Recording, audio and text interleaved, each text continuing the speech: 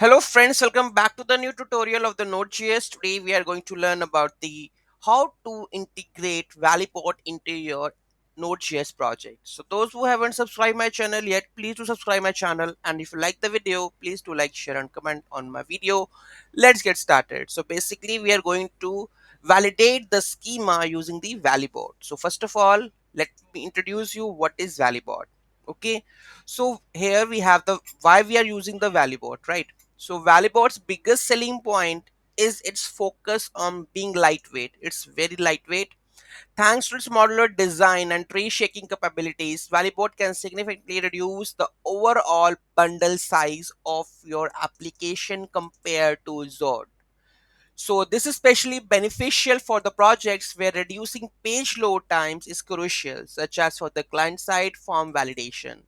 Benchmarks show reductions up to 95% as compared to the Zord. So yeah, if you have the project where you want the page load would be less, then you should go with the Valibot schema validations. I'm going to do it with the Node.js right now. So let's check it out how I'm going to do that. Before those who haven't subscribed my channel yet, please do subscribe my channel. And if you like the video, please do like, share and comment on my video. Let's get started. So let me open my VS Code.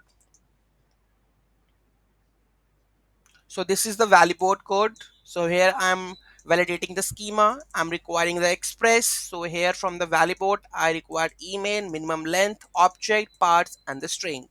Okay.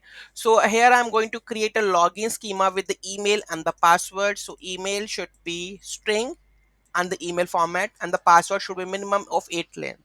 Okay, so here I am going to create a middleware to validate the login data. So parts login schema and the request body require dot validated data coming over here, and if something validations goes wrong, it will go over here that response status 400 validation error.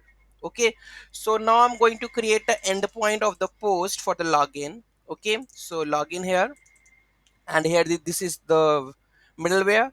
So whatever the request we are getting, we have to validate the data, and if something went wrong, it will go over here. If everything goes right, it will say print me or console me login successful. It's just a response. Okay, so here you can handle the logic with the validated login data. Okay, and the last, that is start the server. So let me open this one terminal and just run npm, oh sorry, node, which file is valibot running. Let's open the postman and validate the data. So we have an email and the password, right?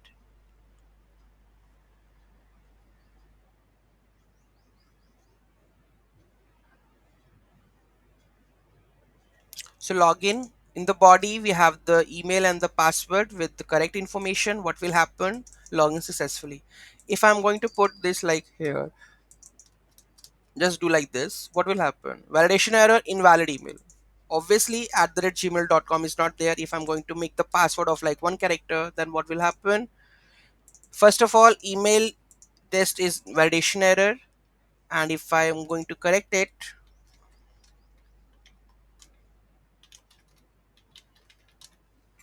okay, now you can see expected greater than to be 8 characters but received 1. So here we can just check it out with this, and you can see that. So this is how you can validate your schema with the help of the Valibot in the Node.js.